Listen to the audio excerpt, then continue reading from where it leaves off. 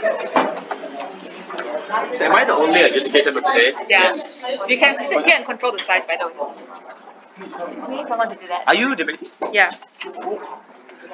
Let's see some real action today. Ethan is coming. Yeah, he's coming. He's going for ball. He's going for ball after this, and his friend is coming, so he's taking him in right now. Okay. You can sit. Okay.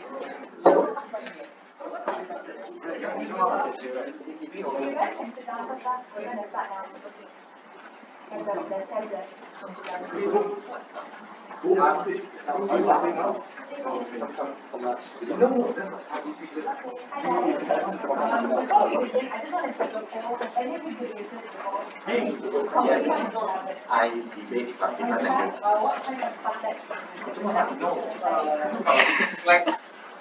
Shut up, Bob.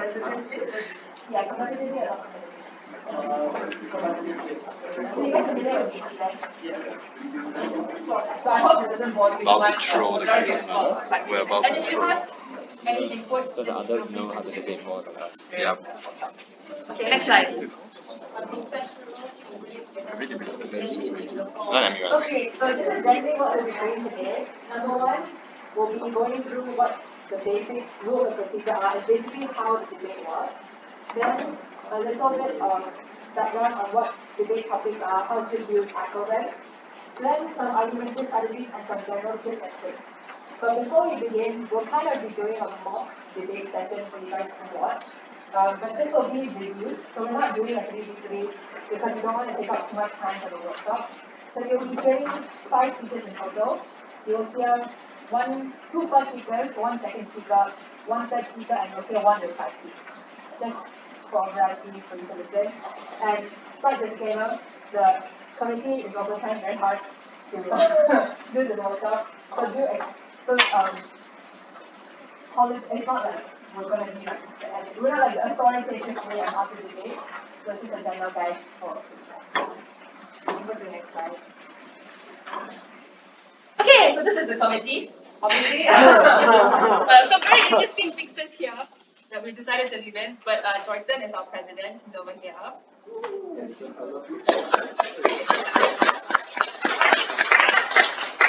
Our vice president, Ethan, is on the way. Sam is our secretary. Can't make it. Hello. Jay is our treasurer. He's over here controlling slides today. This is me. I'm the debate trainer for the club.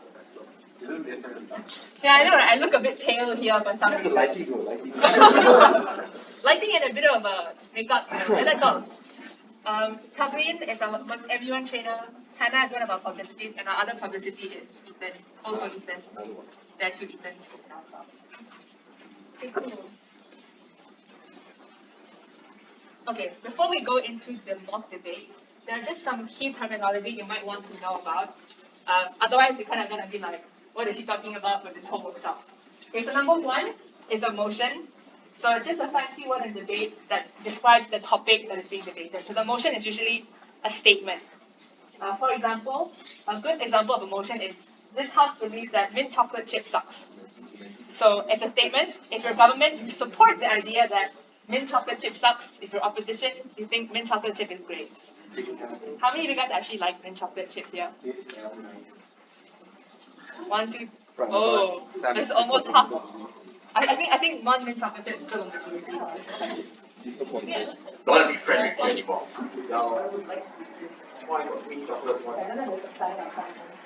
The next is a point of information or POI. So it's a clarification, question, or comment you can ask the speaker.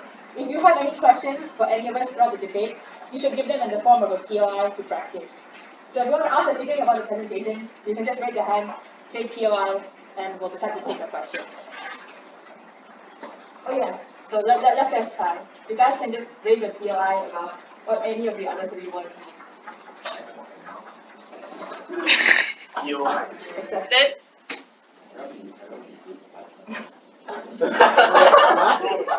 What's your name? My name is Fanny. Good.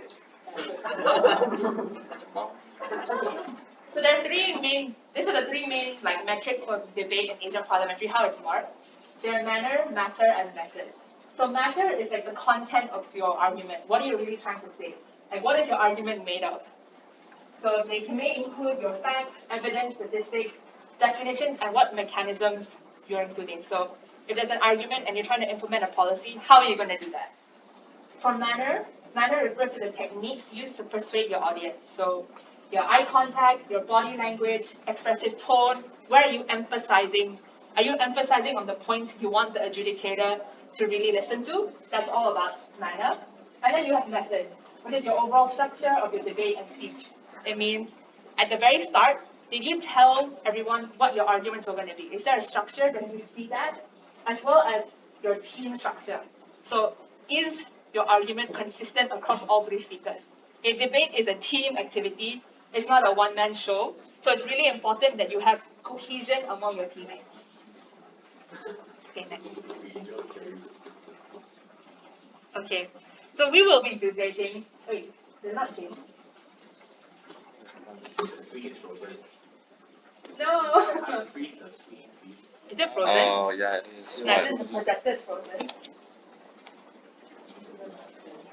Wait, no. Now it's No, see, the mouse is working, but... Okay, now it's here. Oh, I think. It's lagged a bit. Okay, cool. So we will be tackling this motion for the mock debate. So you can read through the info slide about what universal jurisdiction is. Are there any law students here? Law students? Going once, going twice? No, okay. That's fine. There are some motions where like technical knowledge might be helpful, like here. Because universal jurisdiction means that national authorities can investigate and prosecute you for crimes not committed, for crimes committed in another country. Although you might not have legal knowledge, you can still try to boil down the debate to something simple. Okay, so Triton and Ethan, you can take your assignment. Oh wait, there's one more slide I wanted to Just show. so weird. representing the government. I just realized I'm agitating you guys. Yeah. I will not do that. Okay. Will that not miss? So, okay, so this is the relative structure. Government is going to support the motion. You will usually have three speakers. So you have your Prime Minister, is your first speaker. Second is the DPM. That is the government whip. Whip because they are tackling the rebuttals. So it's up to you within your teams to decide who takes which role. Then if you happen to be on the opposition side, the roles are the same, they're just different, they're called different things. Leader of opposition, deputy leader, and the opposition whip. Then at the end, you have an extra speech for each team, which is called the reply speech. So reply speech has to be given by either your first or second speaker. It cannot be given by your third speaker.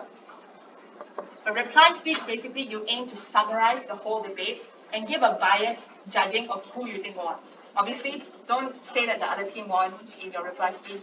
Okay, the purpose of reply is to tell the adjudicator why your team won, or why you should take the debate. So for today, you'll be listening to Prime Minister, Leader of the Opposition, Deputy Prime Minister, Opposition Whip, and Opposition Reply, partly due to shortage of staff. Okay. You know what Ethan is? He is on the way. He's meant to come. Okay. Are there any Is he questions? starting? Question? Okay. In a full debate, the speaking order is as such at the bottom. Yes, So he's one of the first down, speakers. first off, second down, second off. Like ping pong lah, right? Boss, until you come to opposition whip. After the opposition whip, you have opposition reply, then government reply. So basically, the government has the first and last say in the debate, which is both maybe an advantage and a disadvantage, depending on how you want to look at it. Okay, so I would recommend you kind of decide the speaker roles based on personality as well. So the person who's doing rebuttals will need to be able to respond to arguments as you hear them, because that's what's going to happen during the debate. You can try to predict what the other side will say, but obviously they might say something you didn't think about, and it's their duty to, come up with a rebuttal to that. Okay, so we can go back to the motion slide. But yeah. No, go back, forward. Okay. And this is the one. Cool. So you can give the time to yeah. Pardon? Yeah. All right. Good evening, everyone. Welcome to this mock debate. I think we'll just start off by getting a quick introduction, then I'll go through the time markings that you guys need to know. So on this side, let me start. Introduce yourself. My name is Joyce, and I'll be the parent speaker. My name is Stephen, and I'll be the deputy parent. My name is Stephen, and I'll be the leader of the opposition. My name is Family, and I'll be the opposition whip, and I'll be the opposition. Okay, so just some quick information. Each speech is 5 minutes. I will knock on this table when 1 minute happens, and 30 seconds before your speech ends, I will knock again. And yeah, that's all. So start. And your timer starts now. Universal jurisdiction is defined as national authorities of any state to investigate and prosecute people for serious international crimes, even if they were committed in another country. So this is based on the notion that some crimes such as genocide, crimes against humanity, war crimes, and in this case that we are discussing, environmental damage are of such exceptional gravity that they affect fundamental interests of international community as a whole. Environmental damage is defined as deterioration of environment through depletion of resources such as quality of air, water, and soil, destruction of ecosystems, habitat destruction, extinction of wildlife, and severe pollution. As you all know, global warming is projected to commit over 1/3 of Earth's animal and plant species to extinction by 2050 if the current trend continues. And Earth's temperature has risen by 0.08 degrees Celsius per decade since 1880. Now that might seem like a small number, but if you multiply by a few hundred years, that is quite impactful. So I believe that is persuasive enough to make the major environmental resources governed under universal jurisdiction based on the following. Firstly, it prevents countries from overexploiting their own natural resources. There's this case in Brazil where the president, Bolsonaro, he actually encouraged his people to deforest Amazon. And as you know, that Amazon rainforest, as the largest rainforest in the world, plays a significant importance in maintaining the temperature of the earth, as well as the oxygen content and carbon dioxide level. With that said, if he chooses to exploit it furthermore, what would happen is that he's being irresponsible. Not just their civilians will suffer, but also the entire world will suffer, because their rainforest is the largest. And let's just talk about another thing. Mining in Africa. As you know, the current trend of electrical battery highly utilizes lithium. And if you want to open this lithium mine, it is very costly and it pollutes the environment a lot. Not to mention that you have to use child workers. So Elon Musk is promoting that and says that, oh, it is actually a very good thing for the environment because you don't have to use petroleum. But you are still doing damage to the environment. So therefore, in order to prevent this kind of situation from happening, making these environmental resources under universal jurisdiction is actually essential. Why? Because if you don't do that, everyone will just utilize these resources for their own benefit. That is the basic of mankind. That's how men act. We are selfish. That's just the truth. So if you want to prevent this from happening, there has to be a certain set of jurisdictions that govern this set of things so that nobody is utilizing it in the wrong way. Furthermore, with the melting of Arctic Ocean, the permafrost is starting to degrade more and more. And what the United States of America, Canada, and Russia were planning to do is that they have to send more and more oil drills to discover if there's any oil in the Arctic Ocean. And that itself is simply unreasonable. The Arctic Ocean is already starting to melt, and you are still trying to exploit the resource over there.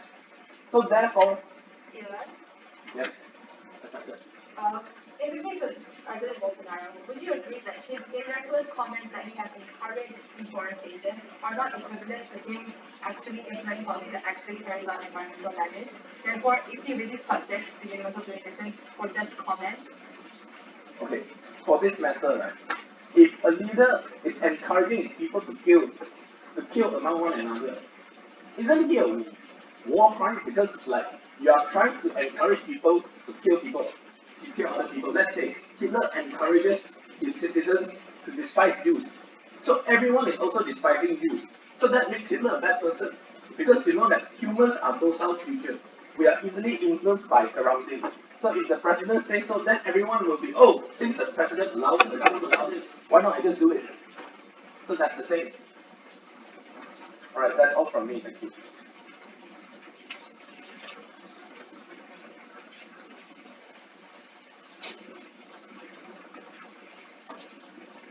Good evening, my honored adjudicator, fellow opponents, and everyone here today. The opposition believes that the world will be a better place if major natural resources are under national jurisdiction instead of universal jurisdiction, confined by the geographical borders of its own countries and not regions or continents. We believe that crimes, including environmental ones, can only be prosecuted within the country in which the crime is committed. For example, should countries place natural resources such as oil and gas or rivers or dams under universal jurisdiction, it will put lifelong developmental efforts and inherent property rights at risk. And while we're at it, property rights provides the owner, which in this case a country, exclusive and guaranteed rights, which includes the notion of excludability. If an individual is the proprietor of a natural resource, this person determines access and allocation of how the country wants to use its resources. And this exclusive right is only and should only be reserved and be protected by the state, which is the country itself.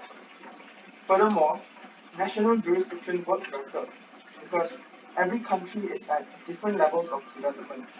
For example, developed countries such as the USA, UK, France, and Italy has for years exploited its colonies, most often developing countries, by using their natural resources to build their own countries.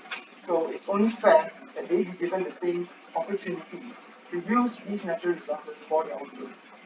Furthermore, there will definitely be a lack of unified standard on universal jurisdiction regulations, as countries would not be able to come to a consensus on the scale of the punishments and sanctions that should be meted out for each country. Thank you.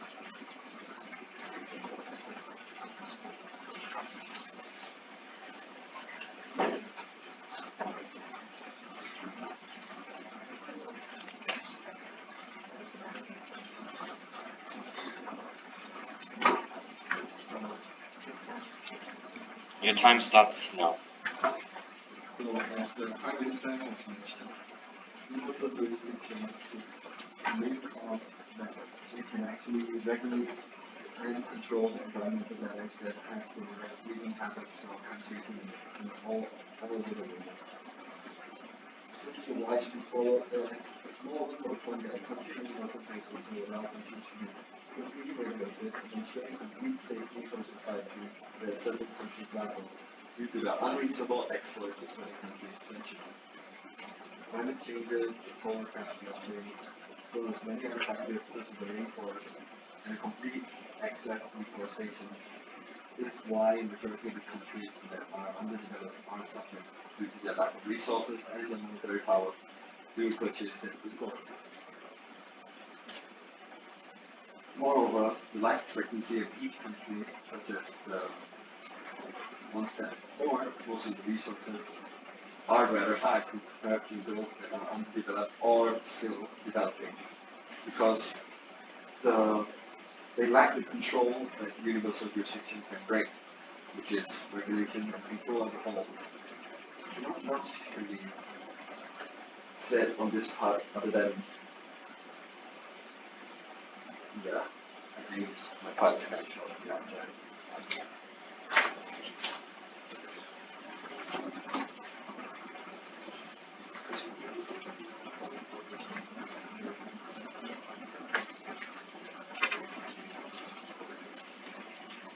Your time starts now. So very good afternoon. afternoon, Honorable Adjudicator, fellow opponents, and members of the floor. As the government whip, I will be summarizing our case, providing rebuttal, and telling you what are the major factors in this debate. So this House prefers, or the side opposition believes that we prefer national jurisdiction over universal jurisdiction. Why? Let's go into some rebuttals. Firstly, about Bolsonaro in Brazil. Yes, many men have taken irresponsible action encouraging deforestation, and yes, there's a harm to use. We recognize that this is a harmful action. However, this harm is not necessarily mitigated. We don't really solve this problem under universal jurisdiction. Instigation of violence is not always a crime of such gravity that it requires or that it should be under the mandate of universal jurisdiction, although it can be. Just because Bolsonaro has pushed one domino doesn't mean they're all going to fall. Just because he incites violence, decline for now.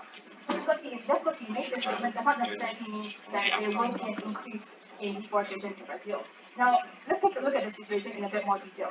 Bolsonaro might be liable to charges of incitement of violence, yes. However, he can be prosecuted in his home country, in Brazil, for this incitement of violence, because that's where the harms were felt. It was the forests in Brazil that were going to be affected, not in any other country. For example, when you look at a decline for now, if you look at the January 7th incident where President Trump was found guilty for incitement of violence, he was prosecuted in American courts, and justice was brought. So therefore, our president doesn't really see the need for universal jurisdiction where other countries can choose to prosecute Bolsonaro for his actions.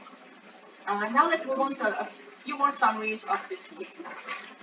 Alright, number one, we say that universal jurisdiction of environmental damages violates the inherent property rights of the state. Why? Property rights states that the owner determines access and allocation. And if you just take this at face value, the owner of a property should be able to do whatever they want with their property, even if those actions may be considered damaging.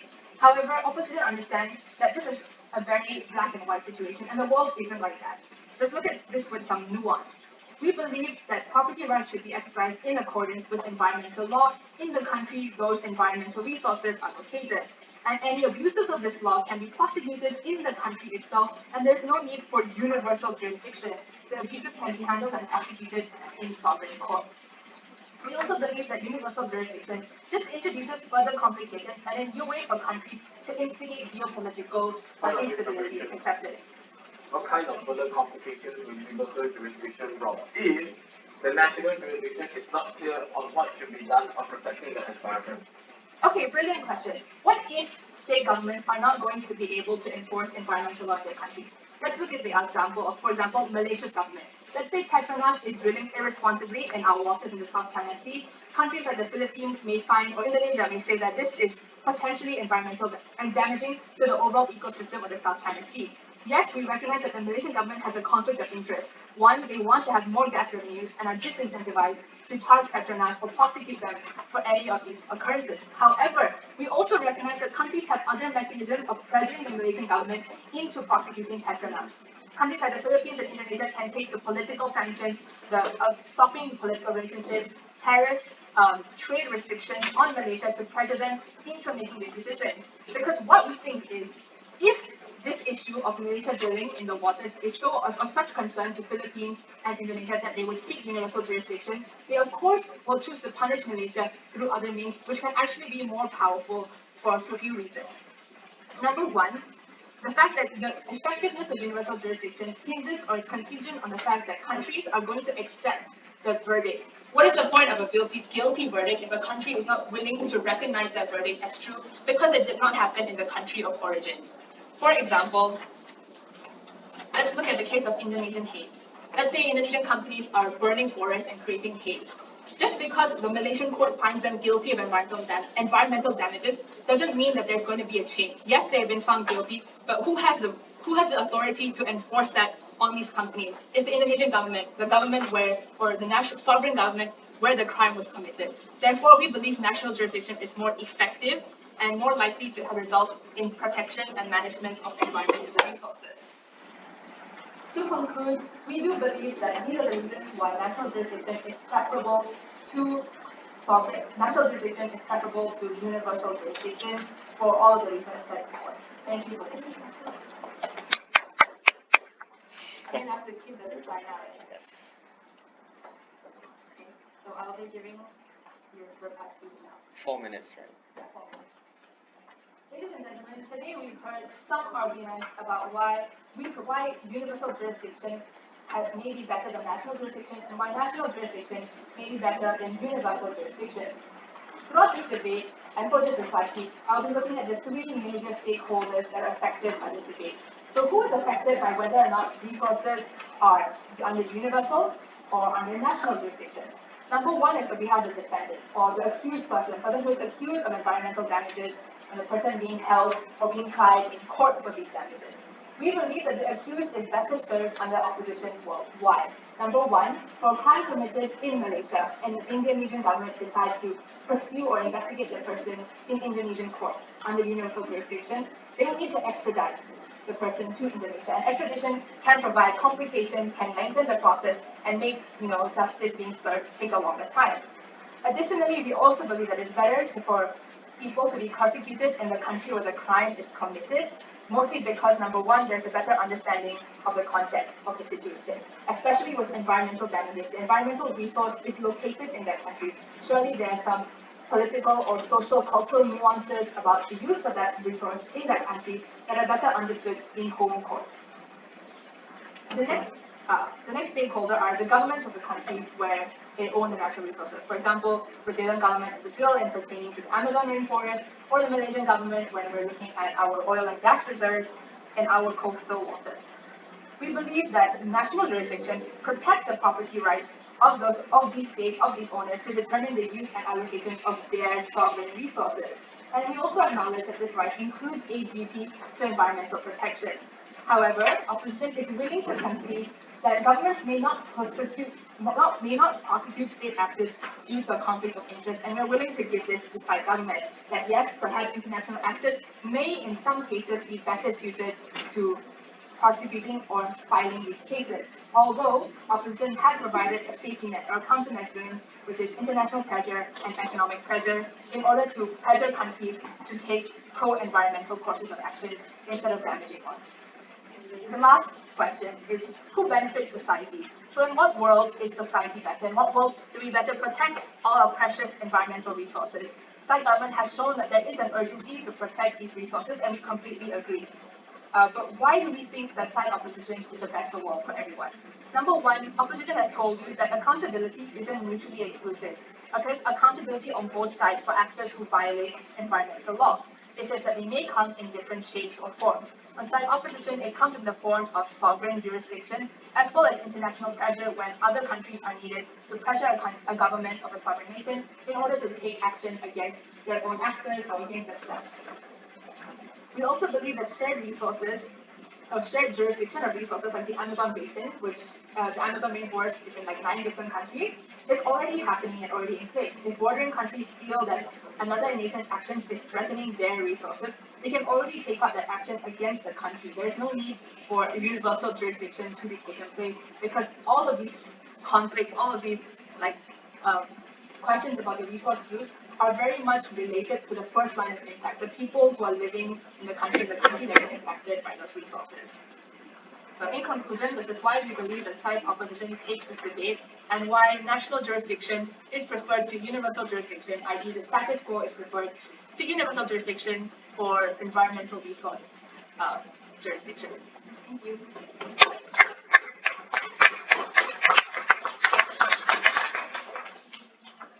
Okay, cool. Do you have any thoughts? Yes.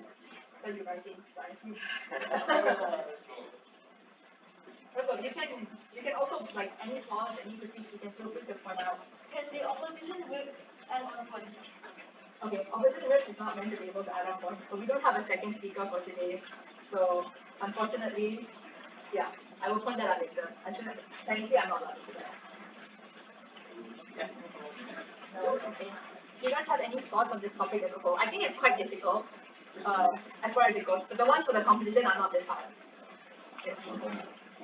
So we all may notice some of us may have unprepared or very short speeches, so you might want to avoid this, especially if you're going to join a competition. That you really have to practice time to time with your team, and also gather sufficient resources that you think for your speeches as well as for your rebuttals. Yeah, so They're all like first time debaters as well, so I think you should give them a round of Yeah. So if there are no thoughts, questions about this, I'll move on to the actual content of the workshop. Okay. You can say next week's time. Or you're going. Jan 6. Oh, it's January 6th. I wrote that down. Yeah, okay. Insurrection. I thought it was January 7th. Is it Jan 6? It's 6. Oh, Jan 6. Damn. On my phone, I'm checking it out. I'll send you guys what I wrote after this. Okay, cool. Thank you.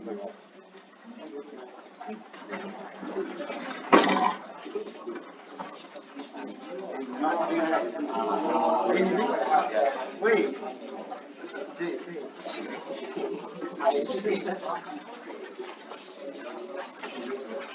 Okay, so just to check, are you all kind of clear with the flow and with the roles and speeches? Okay, just to elaborate a little bit, the third speaker of each team is not allowed to bring in any new arguments, but they're allowed to extend and elaborate on something that previous speakers have brought up. So let's say you think you don't have enough time in your first two speeches to tackle everything. Then what you should do is one of these two speakers should at least mention the topic. They should mention it so that your third speaker can go ahead and expand on it. So even if it's just 1 or 2 lines, really all you need to do is introduce it so that otherwise it will not be considered in adjudication. So if you bring up new topics here, the judge is not supposed to consider your new material because it's technically not fair to the other team because they don't have time to respond to that new material. So that's the reasoning behind that. So for the reply as well, nothing new should come out in the reply because this is literally the end of the debate. It's like not fair at all. The other team has no chance to respond. Therefore, anything new you say is also not going to be counted. You can give new examples. You can give an analysis. You can weigh stakeholders who are introduced in your debate, but there shouldn't be like a new argument. So, using this house believes that mint chocolate chip sucks as an example. Okay, let's say that your argument as government has been mint chocolate chip sucks because it's bad for people's health. Then mint chocolate chip sucks because it creates, I don't know, emotional instability. Those are the 2 points. And those are the 2 points that were brought up so far. In the last 2 speeches, you can't bring up a new point that, oh, mint chocolate chip actually causes a mental health disease. Like, that's new. Okay, so that's not allowed in your reply speech. Right, so all clear on this. And also, you shouldn't be asking questions until the 1 minute mark has passed. So if you ask before the adjudicator knocks and says it's 1 minute, you will be penalized for being impatient and for heckling. So please give also respect to the other speaker and wait for the time or POI window. Okay, cool. So now we're just going to take a little bit of a look at different types of motions or topics. Because in debate, you'll be given different types of motions, and there's generally like a slightly different approach to each. So number 1 is that you have motions of fact. So these are basically statements, and you're trying to figure out whether or not this is true. You want to prove, is this true or not? For example, this house believes that advertising does more harm than good for society. So just like a court decision, you want to prove guilty, not guilty. What kind of approach should you take? This isn't like word of God, okay? This is like a recommendation. So feel free to do something different. But generally, you want to look at this motion and weigh the facts. What are the harms? What are the goods? And then decide which one predominates. So you actually need a standard to determine a winner. And usually, teams should provide this standard to help the adjudicator. For example, are you going to be able to give better examples or better quality examples? And can you prove that this is true beyond reasonable doubt? And can you evaluate enough evidence to show that yes, advertising does more harm than good? So you want to list, okay, let's say you can think of, can any of you think of like maybe 2 harms of advertising? Like why is advertising bad? It doesn't matter if it's wrong, you just, yeah.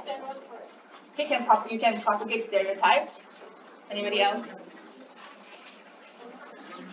Why do you think advertising is bad? It's annoying. Okay, advertising is annoying. You can, okay lah, depends how you want to take that angle forward. Causes visual pollution. Visual pollution, wow. Okay.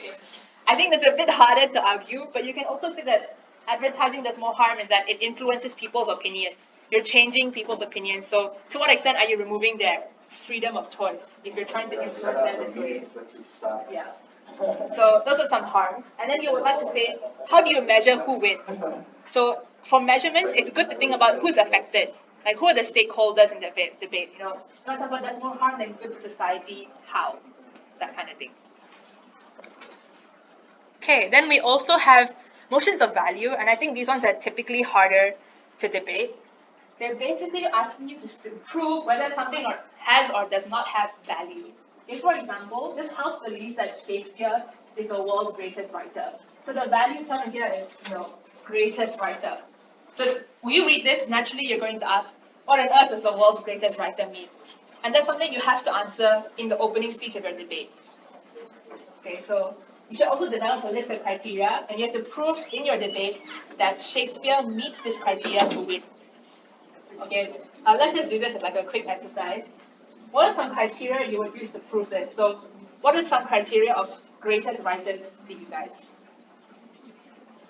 Best-selling. Best-selling. Okay, so you can measure in terms of sale. That's a metric. Anybody else? What measures greatest writer? Impact on. Okay, elaborate on the impact on language. Maybe you can talk about impact on society. Did the writers, did his books have any cultural impact? Or you can talk about impact on language. For example, with Shakespeare at least, he coined a lot of words in the English language. So that's something you can talk about. Do you guys have any suggestions? What's the greatest writer to you? I feel like Shakespeare is used in the Cambridge syllabus for IB studies. You can talk about impact on education. Yeah, you can also talk about referencing, right? Because he's become a very, very important figure, people refer to his work a lot. That's something you can use to show about. He's a great writer. It's not just us, but the whole world has recognized, his ability. So that also counts for something. And your definition should be reasonable but favorable. Okay, so you can't set like a really unfair, don't set your criteria so hyper specific that he 100% fulfills everything and opposition can't say anything. Okay, so if your definition of the world's greatest writer is founded the Globe Theatre, that's kind of unfair. Shakespeare did found the Globe Theatre, right? He did, yeah. Okay, great.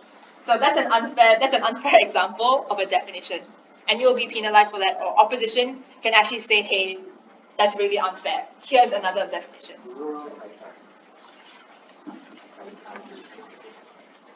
Okay, the last one is a motion of policy. So motions of policy ask the actor to do something. That action can be taken by the government, international, or individual. Okay, so this house would ban smoking is a government perspective. But there are also individual motions, like this house, as a young independent woman, would reject a job offer from a firm known to underpay women compared to men. That's also action. It's asking you to make a choice. And even if you're not even if you cannot or you do not resemble that actor. For example, for all the people who identify as male here, you're not a woman, but for the female for that kind of motion, you need to put yourself in a woman's shoes, okay, for that kind of motion. Okay, so what kind of approach do you want to take here? For the government, you really need an implementation model. How are you going to ban smoking? That's important to answer. For opposition gets to debate using their own stance and government's model. So in this sense, if you get opposition for a policy debate, it's a little bit easier for you. You can either choose to just defend status quo, which means we're not going to ban smoking, or you can say we're not going to ban smoking, we're going to do this instead. We're going to tax cigarettes instead. So opposition doesn't need to have a counter model, and if you do just decide to introduce one, it can either work out in your favor or against you. That really depends on how well you can sell and prove your counter model. But here's a specific case. So here, opposition has a choice. They can ban, they can just say no ban, or they can say no ban, let's tax instead. But sometimes they're not given that option. So this example is, this house would require non-violent criminals to do community service instead of go to prison. So here, clearly, government needs to support community service. Opposition has to support sending these criminals to prison. So there's no leeway here. Okay, so we're going to try this now. So the first one I'll do for you is that this house believes that parents shouldn't hate their children. Okay, so this actually can be done as a policy or value if you really want. Number one, you should always pick the version that makes it easier for you to win. Okay, if you're government, you get to define the debate. Don't like shoot yourself in your Achilles heel and make it unnecessarily hard for you to win. So there are two versions. So let's look at policy. As a policy, parents should not hit their children. Therefore, you want to investigate and prosecute all parents who hit their children. This is probably harder for government to win. Or you can do it as a value motion. Parents should not hit their children because it's morally wrong for a number of reasons. And then you go on to state the moral reasons why parents shouldn't hit their kids. Okay, guys. I don't know how many of you do further maths here. Are there any further maths students? 1, 2, 3. Further maths students? Okay, but do you do 4 subjects? Any of you? Okay, great. Okay. So this house, as a further maths student, doing 4 A-level subjects would drop MS or would drop your 4th subject. So, what kind of motion is this? Fact, value, or policy? One value, one policy. This is a policy motion because you're being asked to make a choice, to drop or not to drop. Some of you may have relatable experience with this motion. Okay, the next one. This house believes that Star Wars is better than Star Trek. Policy, value, or fact? Value, okay, correct. Die-hard Star Wars fans will say fact, but yes, it's a value motion. So yeah, Star Wars versus Star Trek. There's Star Wars here or Star Trek? Let's go. Okay, good. Those Star Trek fans here? Oh no, sorry. Okay, take the L. Yeah, you're even worse if you never watch both.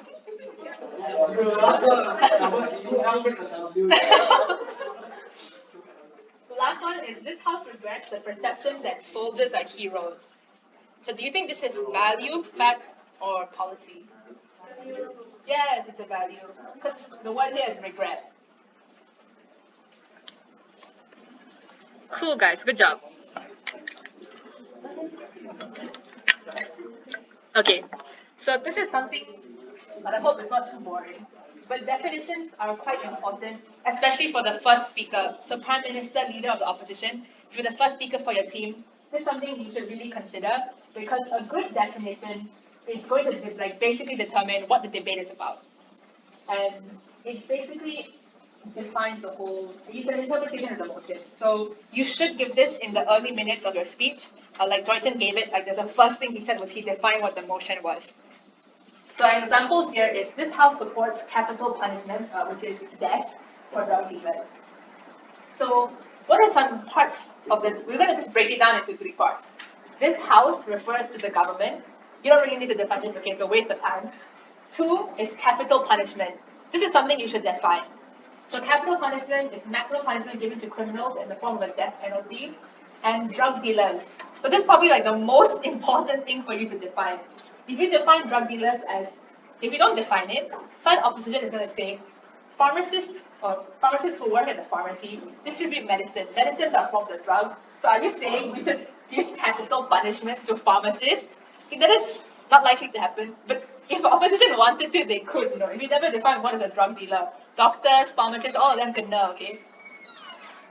So it's important to define drug dealers as people who sell, distribute, and committing illegal, very important word, illegal drug trafficking in a certain amount according to the existing law. So this is why definitions are important. If your opposition is opportunistic, they will just take advantage of a poor definition. So this is what this is what the whole definition is, although the motion was just this short. So it's important for this specific case. So it's really hard to defend the notion that you should give death penalty to pharmacists. If any of y'all can do that, kudos to you. Okay, so just some considerations of what's an effective definition. For a motion like this, House prefers censorship over rating. So rating means like PG-13, PG-18 for movies. Censorship just means we're just going to block out the scene now. So you have 2 options here. You can always generalize for the whole of media, like for all types of media, you're going to censor instead of rate. But the government team may want to limit the debate to television. So TV shows, that's still quite a broad scope for debate, but narrows it a little because the government can argue that no one can control viewing activity. Therefore, it's better to censor instead of rate. Because, if you leave your kid at home, you just go change channel only, right? I mean, what can the parent do? However, if the motion says this house prefers rating over censorship, you may want to think about movies only. Because you can argue at theaters, right? When you go buy a ticket, they can always ask for your ID. Or they can just see like if you're like 12 or if you're an adult for watching a movie. So two different scenarios, two different cases where you might want to limit the scope. Yeah, so last line, really driving it home can really make it easier or harder to win. Okay, there's also some things that you're not allowed to do with definitions. So you can't set an unfair definition. So there's really three things you consider with a motion. There's time, place, and situational setting. So what are some things that is not fair and what you cannot do? So as opposition, if the other team does this to you, you can mention this in your first speech and contest their definition. Number one is something called squirreling, okay, which is distorting.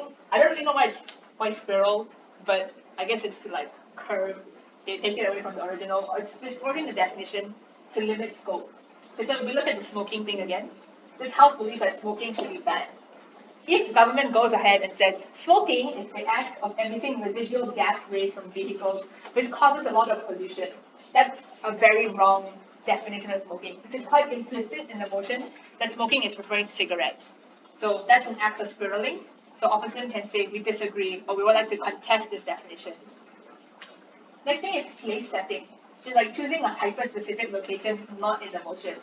So when we're talking about like banning commercial surrogacy or banning like plastic surgery, if the government's not allowed to say that, oh, we believe that we would ban plastic surgery, but only in low-income countries. That's a place set. That's not fair because this is something general. So you need to use it debate it in a global context. But you can give specific examples. Lastly, is time setting. Okay, there's some cases where time setting is appropriate, some cases where it's not. Okay, for example, citizens should protest, to engage in civil disobedience to protest unjust laws. It's unfair to say that you're going to debate this motion in a specific time, like apartheid in South Africa or in Nazi Germany. Okay, that's an unfair time setting. However, you look at this example. This House believes that NATO shouldn't have withdrawn combat troops in Afghanistan. It's fair to set this in 2011 to 2012, because this is when they were going to withdraw troops. So it is actually implied in the motion, but here it's not. Okay. Honestly, right, if you look at this, it's like 1, 2, 3 are fantastic things you can do when trying to like gaslight people. I'm not really saying that you should, but just to point out, like these are generally argumentative strategies, and most people don't really notice when you do this to them. So when you're trying to like win something or persuade someone, like practically you can apply this to kind of make your argument more convincing, even though technically you're not logically or like morally doing the right thing. Because these are things you don't do because you respect your opposition. Yes, and for competitive debate or for debate, you need to respect your opposition. Okay, you shouldn't cuss at them during the debate. Okay, this is not Dewan Rakyat, yeah. No dropping F-bomb. No F-bomb, okay? I will send this slide to you. It's quite like you can go through it as a team later. But generally, if you just want to look through, government has a duty to define the debate. So that's like a burden, but you have to do it. And opposition basically needs to respond and engage with whatever government brings up. Just something more important, like if you're opposition, you usually have two options left. Number one, you just argue that the status quo is better. The government says we're going to introduce a policy, you can basically just say no policy. You don't even have to say we should do something else. Like baseline, you can just say no. But if you want to, or you think it's going to make your case more persuasive, you can say no government policy, let's do this instead. So basically, when you have an alternative proposal, you agree what the problem is, but you say that the solution is wrong. So you think government solution is wrong, our solution is better, and obviously this is something that's mutually exclusive to side opposition. So whatever you propose has to be very different from government. Otherwise, government's just going to say, oh, we can do that too. Then you lose lah, because it's something that they can do plus another policy. And you need to be able to prove that it's a mutually exclusive benefit to your side. Otherwise, there's no difference between the two teams. Yeah, like, again, if you're like trying to like argue against someone, or you're trying to ask your parents for more money, you know, practical skills, like you want to provide a model to show them, oh, what am I going to do with this money? I'm very reliable. And then there's something like, oh yeah, sure, you're so responsible, I give you more money. Okay. Before we move on, are there any questions? Like any at all? Okay. Okay, next is generally about argumentative structure. There are like a lot of ways you can do this. You can choose to peel. You also want to do point, evidence, explanation, or any other strategies you know. We can even do a SWOT analysis, which is strengths, weaknesses, opportunities, threats. But I think SWOT is less applicable in debate. That's more for like business case, yeah. Okay, so for argumentative structure, you want to start with an assertion or a statement or a claim. So this might be, for example, we believe that implementing rehabilitation measures for people who like mint chocolate chip will lead to a better society. Yes. Okay, that's a claim. You're claiming that this benefit is going to happen.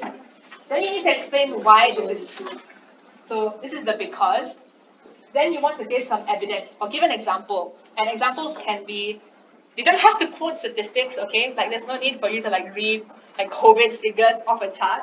But examples can be quite general. Where you can say, for example, there was a notorious case in Malaysia where mint chocolate chip lovers went on a rampage, destroying public property. Therefore, they need to be put in rehabilitation because they're a danger to society, as shown in this example, as evidence. Then you want to link back to your entire argument. So yes, we've shown that people who like mint chocolate chip are unstable and are a danger to society. Therefore, it's important for us to implement our policy as stated in the motion, because in all in all, society will be better off because we're saving society from these horrible, dangerous people. Okay, sorry for the mint chocolate chip slander, but that's just an easy example. But is that clear? It's not slander, it's speaking facts. It's a fact, not value. Okay.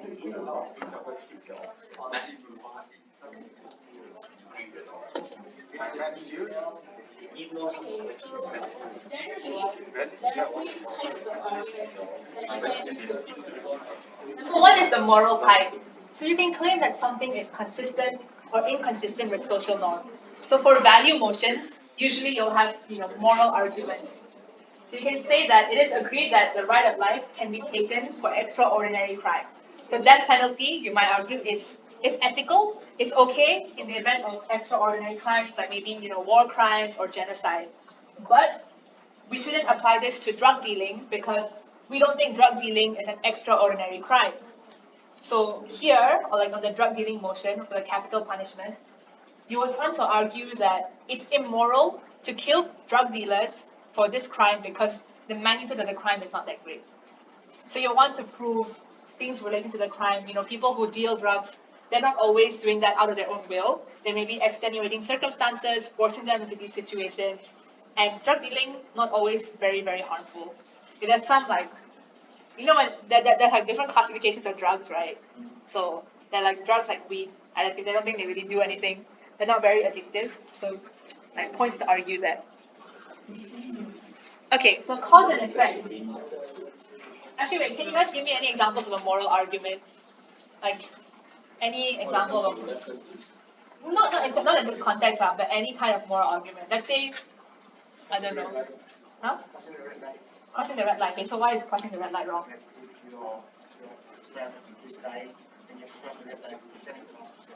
Then you might argue, yeah, then it's ethical to cross the red light. Or to beat the red light in an example. So what's your moral argument for? Yeah, he said that, okay, so obviously it's wrong to beat the red light, right?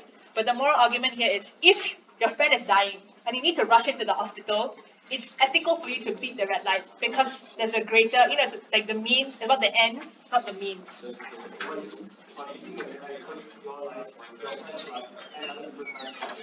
Good. Yeah, so because you're beating the red light, there's a risk that another car is going to run into you, and then your friend is going to die anyway. So that's a good rebuttal. Anyone else has examples? Okay, let's just say the moral argument for stealing your friend's iPad. And then you have any argument for why it is ethical to take your friend's iPad? You need it more. Again, that's why what kind of need? If you want to play games, that's like very neat. I don't think it holds any sway. Do you have any?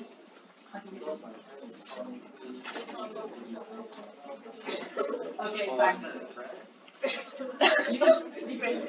So we'll move on to cause effect. So here you want to claim that a certain action has a certain effect. And what's usually a deciding factor in debates is you need to also prove how likely is it that this is going to happen. So I can say that, it's very important for you to bring an umbrella in case it rains. But if the chances of raining is very low, then what's the point of bringing the umbrella? So the other side may say, they're like pavements and like covered sidewalks, you don't need an umbrella. Also because the chance is so low, the umbrella is practically useless. It's a burden to carry it with you. So here, you need to prove, an example I gave here is legalizing prostitutions will lead to social rejection. So that's the argument. You're going to say that if we legalize prostitution, it's going to lead to a lot of social rejection. So the effect here is social rejection.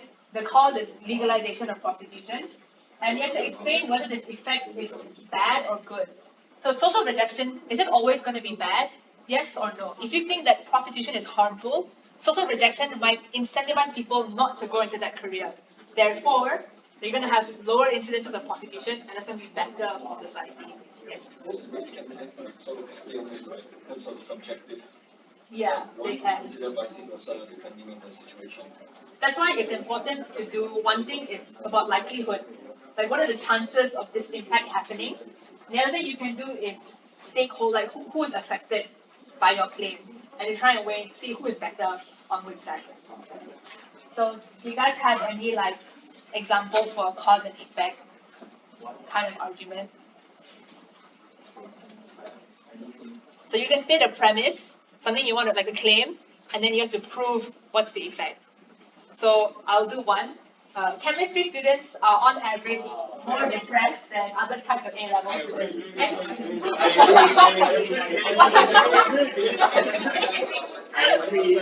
Guys, where's your solidarity, chemistry students?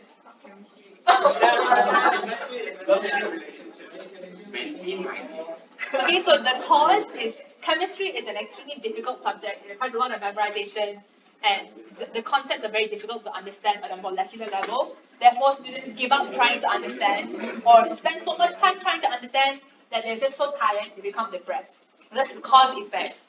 Yeah, I picked a bad example since all of you just agree.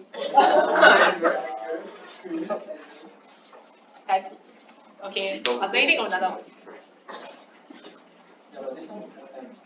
This time with FM. I agree. This house believes that a mathematics degree is the easiest degree in the world to complete. I agree. I'm waiting for you to disagree. That's one of the lowest grades of admission. Okay, evidence.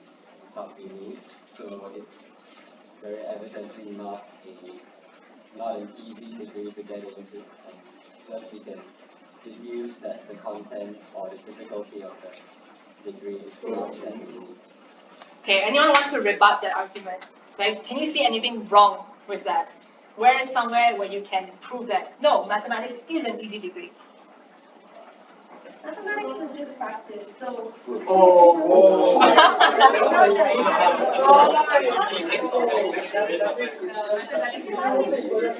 Mathematics is not hard. It's all mathematics.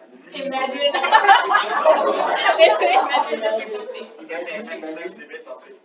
Okay, but also you can say that admission rates are not reflective of course difficulty. Just because the course is selective doesn't mean that it's necessarily hard to finish the degree. So it's also what kind of statistics are you going to employ? So just because the other team goes up to you and says, oh, 80% of people, 80% of students who took a government scholarship ended up not repaying the bond. You can also ask questions like, wait, why? You want to consider why did they repay the bond? Because does that mean the students are at fault? Or does that just mean the government bond is so unfair that there's no way students could possibly repay? So whatever you get, it's not just, you don't have to take it at face value. And mathematics perspective, right? Just get 100%, lah. It's too easy. Just look at business value and you just get all these 5 get a top. Okay, so the last kind of argument that you want to have is an effectiveness argument. So you identify a problem, and then a status quo. So status quo is what's the situation like now? So if we look at And the debate we just had. the debate we just had, in status quo we don't have universal jurisdiction for environmental resources. You only have it for things like war crimes, mostly crimes against humanity, genocide, things like that. And oftentimes they're also only against individuals, not companies or state actors. So you have to show how your solution is going to actually solve the problem now. Okay, and either you're going to replace a current policy or you're just going to add something on to the status quo. So the debate in this kind of argument, right, is mostly about, does your solution tackle the root cause of a problem? And if it doesn't, then the other team can use it against you. So let's talk about flooding in Malaysia, right? So one of the main causes of flooding, especially this year, is a lot of rainfall, and the rivers couldn't actually contain that much water, so they burst. The banks flooded. However, if your solution is just to, for example, we're just going to clean all the longkang so that there's no water clog, so there's no flooding. Valid, but is it tackling the root of the problem? In this situation, the other team may say that no, that's not very effective. Our solution is better because we're actually going to go and build embankments in the rivers. So we're stopping the problem at the cause instead of later on. So I'm going to give a problem. You guys should try and figure out status quo and a solution if you can. So let's just say, identify a problem. Just practice maths. Okay, let's just say that this house would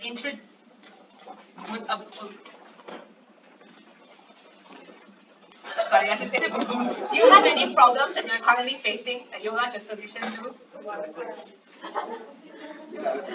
Okay, let's say you have too much math problem at status quo. And that's the problem. You have too much work to do. And the motion says that the solution is going to be drop a subject. So do you agree? So you take 4 subjects, you have too much work to do. Proposed solution is to drop. Okay, so agree why? Because I am the proof. Life is a lot easier. When you give general proofs like that, nobody knows who you are. You have to characterize. I have a second. Okay, wait. On that point of anecdotal evidence, can be used. Okay, you can use anecdotal evidence, but you need to characterize what the evidence is. So you have to give some background story. Like as a student who struggles, okay, you have to characterize yourself. So why don't you try to do that? because if you just say I was struggling, so I dropped, that's basically the adjudicator said that's a you problem lah. You need to prove that it's not a you problem. You want to prove that it's an us problem. Let's practice. That really is my problem. Anybody else? Okay, I think you disagree with drop, right? Why? Because dropping implies that you've already taken this subject for a brief period of time and you've probably already hit the lessons. So dropping would entail losing out on your money, losing out on your progress, and furthermore, keeping the status quo can also improve your proficiency in other subjects that might entail math, such as regular math, or physics, or chemistry, or any math-related subject. So transferable skills. Yes. So anyone want to say that you should drop? Any of you want to argue for the case of dropping a 4th subject? Any ideas? Why should we drop instead of stay in class? Yes, let's go. For example, I see all my fellow best friends and they have like pages upon pages of questions that are and so once you've tried something and you feel like you just can't handle it, within your time, instead of spending trying to do this thing that's like you can't figure it out no matter what you do. Wait. Wait a problem. Listen. You know that time better spend like putting effort into your 3 subjects instead. Because you said 4 subjects could give you like transferable skills, but you're not even learning anything in that 4 subject. So what skills are you transferring over to your other subjects? Nice. And you said that it's wasting resources, wasting time and money, right? But then if you continue to take this subject that you can't learn anything from, you're still wasting your money also. You're wasting your time for other subjects, you're wasting your Opportunity resources cost. that you spend on the time to learn. Okay, one, two, three. Especially in debates, the idea of opportunity cost is something you can definitely implement because you know so what you're giving up. That's a good way to compare. Yeah, so the drop and the no drop, you have the argument that you shouldn't drop because potentially the subject is valuable for transferable skills. Maybe you can say if you do well, it's going to help you and make you a more competitive applicant for uni. But also, it's a question of is the harm of keeping that subject greater than saving grades? Like if you want to, if you cannot save, like if this is so heavy and you're just going to sink, you should just let it go. That kind of thing. So,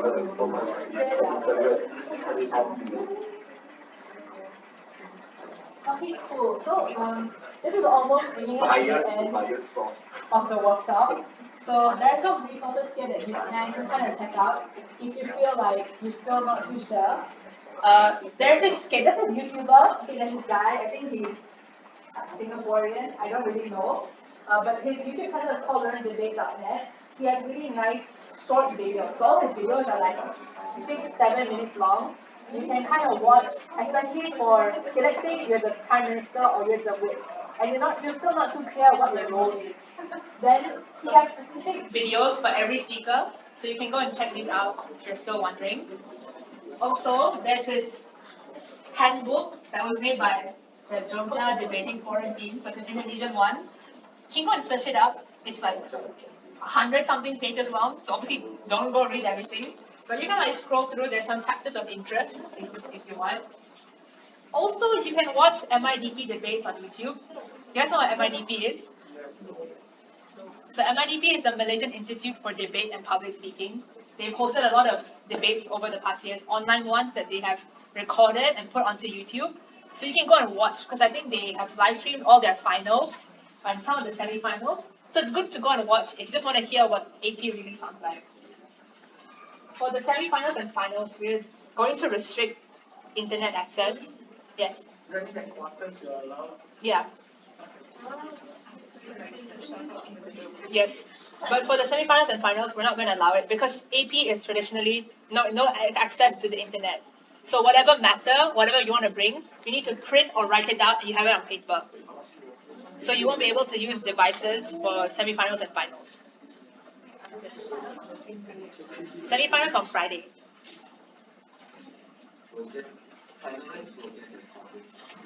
On the spot.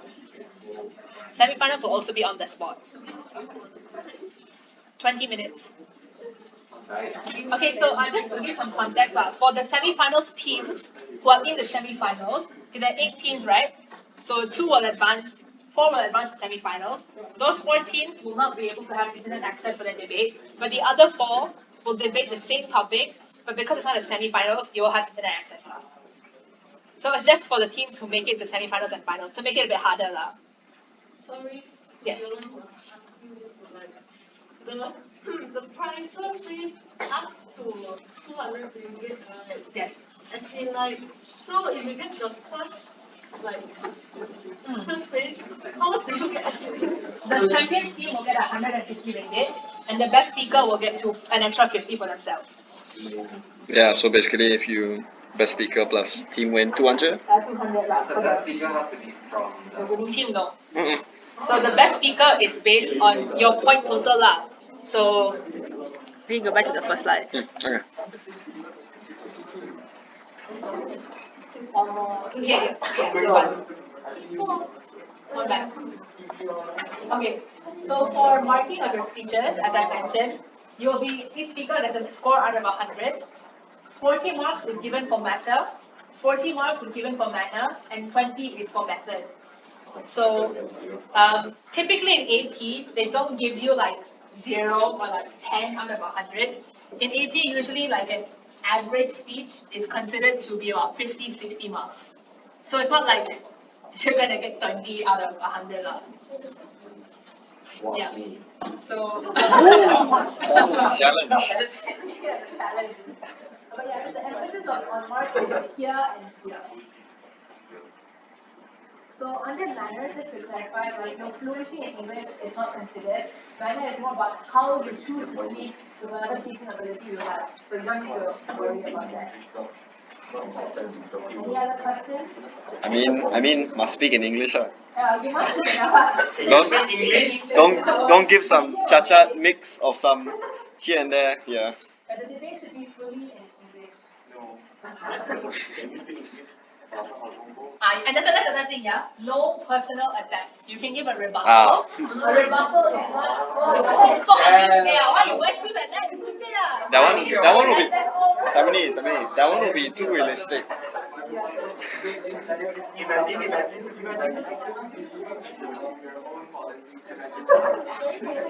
That's okay because it's a rhetorical question. Yeah. So if you insult the other speaker, you will just have marks taken off. Yeah. You will be penalized for rudeness and for disrespect. Unslay. Slay. It's okay, fluency in the language is important. Okay, one more thing I want to point out while we're here on POIs. So POIs, you should think about when you want to ask the question. Okay, you can use this very strategically to mess up the opposition's flow. Okay, like so like just now, Jordan was saying something important, or he was going to say something Except relatively Tamini important. try hard lah. So I asked him a question Just I know if he's going to say something important, you want to disrupt his flow. So you can use it strategically to interject. But POIs you can't be rude, okay? You cannot ask POIs consecutively. You can't be like POI, okay? No. You have like a cool down, okay? Like a skill cool down. 15 seconds before you can ask the next question, okay? If they answer you and the answer is like very not satisfactory, There's no follow up. there's no follow-up. Yeah. So you're not talking to them, yeah? And you shouldn't be talking to your team members too loudly during the debate. You can. You should decline. You Yeah. shouldn't just ignore. You either But accept then or decline. It's kind of under your manner lah. That's a bad question. Okay, moving on. You can if you're also really close to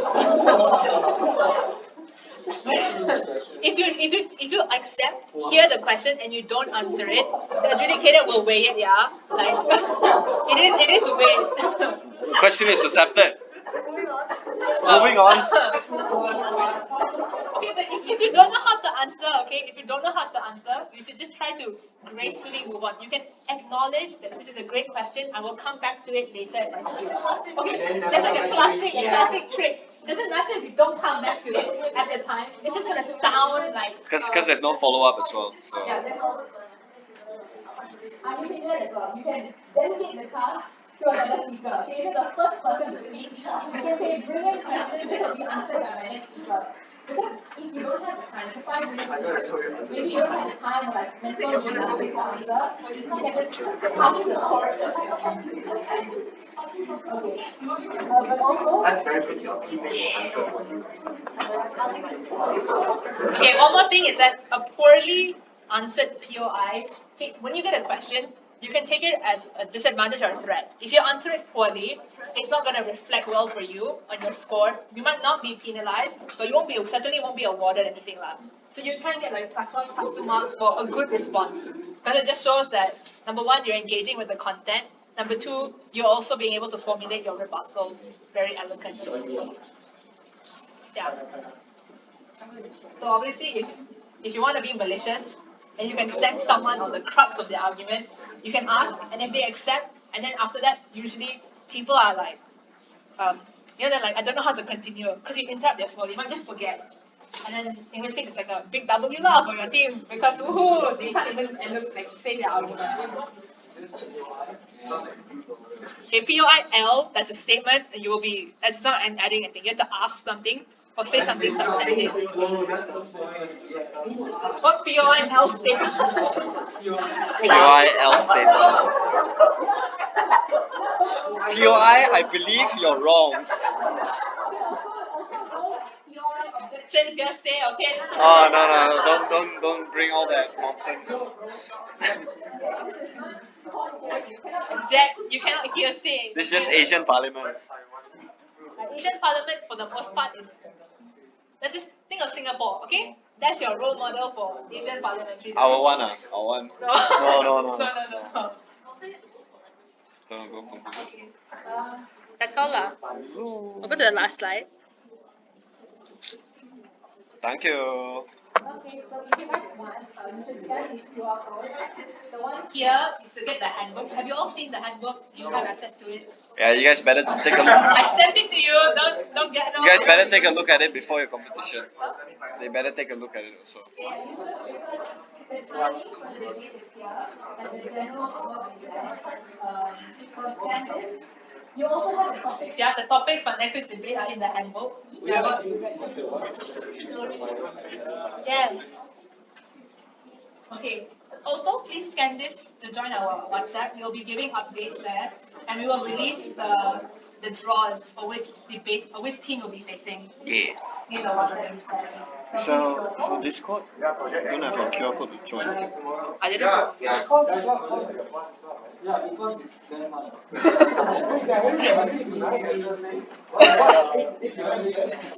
They're plugging their club. Wait, where?